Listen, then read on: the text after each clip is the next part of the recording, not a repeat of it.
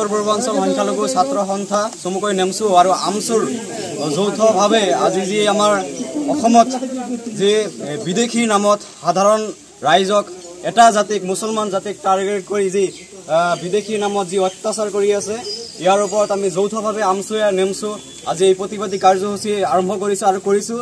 চাওক, আমি এটা সময়ত দেখি আছোঁ যে এটা জাতিক সম্পূৰ্ণৰূপে এই বিজেপি চৰকাৰখনে টাৰ্গেট কৰি লৈ আছে। চাওক, এইটো যিয়ে নহওক, যি আমাৰ মাটি বাৰীৰ সমস্যাই হওক, উচ্ছেদৰ নটিছে হওক বা আমাৰ মছজিদ ভাঙি দিয়াৰ নামতে হওক, প্ৰতিটো কামত আমাৰ মুছলমান সমাজক মুছলমান জাতিটোক টাৰ্গেট কৰি কৰি এই বিজেপি চৰকাৰখনে কাম কৰি আছে।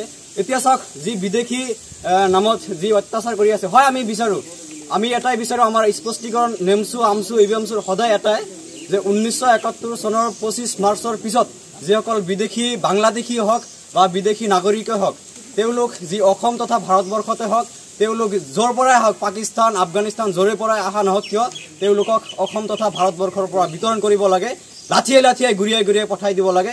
কিন্তু এই বিদেশীৰ নামত অসম তথা ভাৰতবৰ্ষত যি অন্যায় অত্যাচাৰ কৰি আছে এটা জাতিক, এয়া আমি কেতিয়াও মানি নলওঁ। এয়া তীব্ৰ ভাষাৰে গৰিহণা দিছোঁ যে আগন্তুক দিনত এই বিজেপি চৰকাৰখনে যদি মুছলমান জাতিক আৰু এটা জাতিক টাৰ্গেট কৰি এনেধৰণৰ কাম কৰে, আমি এভিএমচু আমচু নেমচু সকলোৱে যৌথভাৱে আন্দোলন কৰিবলৈ বাধ্য হ'ম।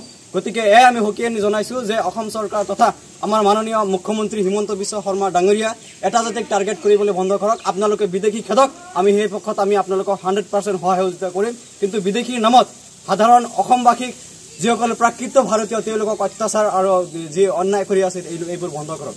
ধন্যবাদ। নমস্কাৰ। আজি ঈদ-উজ-জোহাৰ পবিত্ৰ ঈদ-উজ-জোহাৰ